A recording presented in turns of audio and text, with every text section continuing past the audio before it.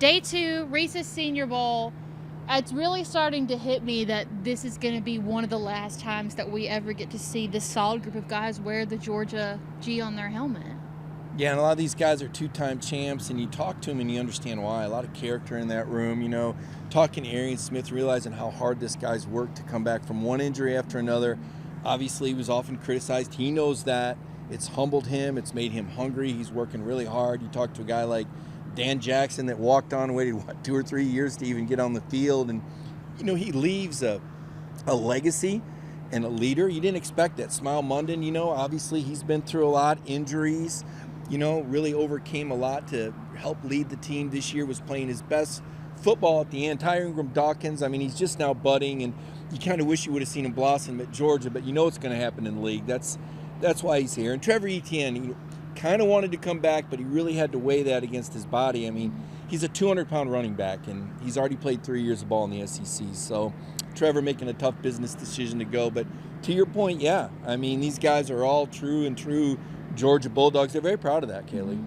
Yesterday, we had the conversation of who in this group can be the next lad that has a breakout performance here, increases their draft stock. And surprisingly, I think we're starting to figure that out, and I believe it is Trevor Etienne, because yesterday, after you and I got done, we started going back and watching clips, and it's like everybody's talking about how Trevor Etienne is absolutely killing it. And when ESPN pulls you off to the side and you have your own moment on the podium, those are the guys that have been standing out. So maybe all along it was going to be Trevor Etienne that needed this, and we talked about the decision to almost come back.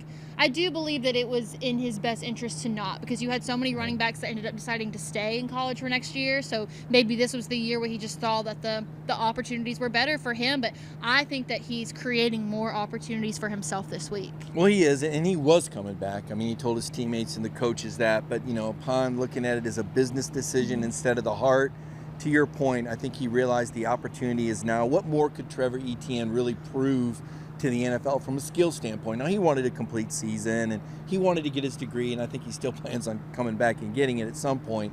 But in terms of what he could showcase, he showed you a lot this year. Just ask Texas. He scored 5 touchdowns against them in 2 games. But I'm going to argue with you, though, on the potential breakout star. The guy that's made a lot of catches, and yeah, he's had a drop or two. Arian Smith has been making some plays out here. He had a really nice grab today. They're going to try to get him the ball. He's super excited. He wants to redeem himself. He wants to validate himself. He knows that 10-100 speed can get him drafted really high if he shows he can catch the ball. Well, the cool part about today is that we got to see them go one-on-one. A lot of yesterday is just fundamental stuff, warm-ups, but today you actually get to showcase their skills. And I thought that Arian looked like a Georgia player in the one-on-ones. Obviously, that speed is so hard to compete against. And so when he had those one-on-one opportunities, I thought he capitalized. Well, you're right, Kaylee. He looked really good in the one-on-one drills. I think Arian can do it on 11-on-11. Bigger question may be who can get him the ball. As talented as these American quarterbacks are, Jackson Dart, Jalen Miller, and Riley Leonard, they're all known for more being mobile quarterbacks. Not mobile quarterbacks, mobile quarterbacks. How will they throw the ball in the All-Star game? One pass I think they can all throw is the deep ball. And that's why I think Arian Smith is going to have some opportunities to show that speed. And, yeah, he made a nice catch in traffic today, too, in the end zone. I'll tell you who impressed me the most. I didn't really get the opportunity to see him as much as I would have liked to yesterday, but it was Dan Jackson. Yeah. In those one-on-one reps, I don't think that anybody got a ball over Dan. He had 2 pass deflections. You hear the whole crowd going, Dan, Dan. And, amongst all this talent out here, that just shows you how much he's sticking out against them. And, of course, he's just such a hard worker. And getting to talk to him today, we'll have all of our interviews posted on the DawgNation YouTube page of our one-on-ones. But just you hear the story, you know the story, but actually getting to hear it from him and then getting to see all the hard work that he's put into it on the field and it being noticed by other people, it's really rewarding. Yeah, and you hear Dan talk about the coaches. He talks about Kirby Smart, and, he says it's a tribute that he's this prepared. Now, he has been at Georgia for a minute, but a lot of these plays are being made before the snap. Dan's pre-snap recognition in football IQ is off the charts. Kind of like old Kirby Smart used to be when he was an all-SEC safety. A lot of those plays get made in the pre-snap read and the film study. Of course, Dan's more athletic than I think people realize. So I think Dan has been all over. Another guy's been all over, Smile Munden. Yeah. Smile is really automatic with those run fits. He likes the contact. He seeks that out, and he can really cover. Talking to Jim Nagy, Jim's like, hey, he's the guy behind the scenes that was covering Brock Bowers in practice. And, I asked Smile about that, and he said, man, Brock Bowers made me better. Like, when I went up against Dan him, said the same thing. I knew it was on, right? Like, when you're covering Brock Bowers, it's all business because Brock Bowers is all business. And that's one of the benefits of Georgia for these guys. I mean, yeah, you see him playing the SEC on Saturdays, and you see the recruiting rankings, and the intangibles. But these guys practice against each other every day, and it goes back to that whole iron sharpens iron. And it shows, because then you have players like Ty Ingram Dawkins, who the people that he's played with in the position group, they're going to play in the Super Bowl 2 Sundays from now. So when you're getting to learn from the best, but also getting to compete against the best on the other side of the field, when you come to a place like this and you're supposedly put up with the best from each school, that's why the Georgia guys are able to stand out from everyone else. Yeah, and they learn how to prepare, and they have to prepare because there's competition. And if you're going to keep up with a Brock Bowers, or if you're going to try to, keep up with a guy like Nakobe Dean, you see how these guys worked and what they do to get their edge, and then they push one another. And it's just nonstop. It's kind of cyclical, and that's why the talent keeps coming through there, going to the NFL. It's why the NFL scouts and Jim Nagy and Howie Roseman, when I talk to him, they say, look, you know what you're going to get when you get a guy coming out of Georgia. If you've played for Kirby Smart, it takes a certain kind of play. Georgia's still not for everybody, and we've seen that. Some of these guys don't want to put the work in, or they want the guaranteed snaps.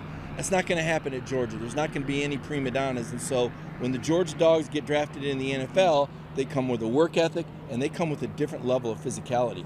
We get the chance to see guys improve from their freshman year till their third year, their fourth year, and even some cases now their fifth year and their sixth year. But I was looking for players who improved from yesterday to today, who made that big jump. And for me, that was Ty Dawkins. I didn't think that he looked bad yesterday, but now they've got him working in a different position, more in that edge rusher spot. He just seemed a lot more comfortable today, and at least from what I saw, they're going through these reps, they're going through these drills, and he's one of the only defensive linemen that, okay, even when the guys pass me or the wide receivers pass me, I'm still going to find the ball, and that's what Georgia teaches you. Yeah, that backside pursuit is huge, and Ingram Dawkins is a guy that can flip between tackle and end, and he is working on the edge rush skills, but he's a guy that played more snaps than anybody on the D line, so he's durable, he's athletic.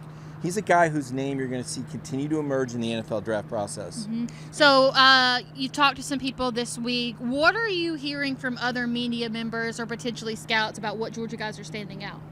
Well, I think everybody's blown away by Aaron's speed. And it's just a matter of, can he catch the football consistently? And he's dedicated and committed to that. Kaylee, I almost feel like he needs a reset. A change of scenery. I mean, at Georgia, the pressure was so intense and so immense. Every ball that got thrown to him, it was almost like, oh, is he going to catch it? Is he not? I think it got in his head a little bit. I think coming down here, it's been a real shot of confidence in his arm. I think he feels good about himself. Jim Nagy pulled him aside on day one and said, look, you've got the speed. You're going to get drafted. It's just a matter of you catching the ball consistently.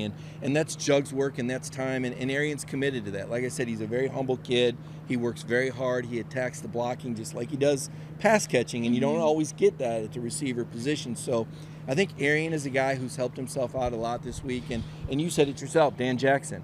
I think there were a lot of preconceived notions about Dan. Is he athletic enough? How's he going to look against other stars without other guys around him with that G on his helmet? And he's done just fine. So as we get into the final days, of course, this is going to be on the NFL Network at 2:30 Eastern time on Saturday. But as we go through the final days of this, who's that one guy, apart from Arian, that you've got your eye on that you really think can still make that jump? I think Smile Munden.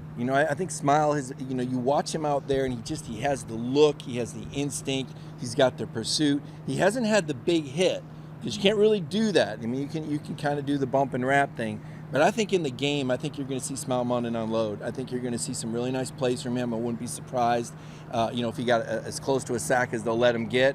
But I expect to see Smile Munden on top of those national team running backs quite often and early. His pursuit skills are amazing, and he's so athletic. People forget he was a track star coming out. And now that he's healthy and playing full speed and motivated, very motivated to move up the boards, I think you're going to see a hungry Smile Munden in this game on Saturday. I expect him to stand out. So that's going to wrap up day 2 of our Senior Bowl coverage. If you haven't seen day 1 or you want to see our one-on-one interviews with the players, make sure to check out our DawgNation YouTube page. With that, I'm Kaylee Mansell, Mike Griffith here in Mobile, and we'll see you this week.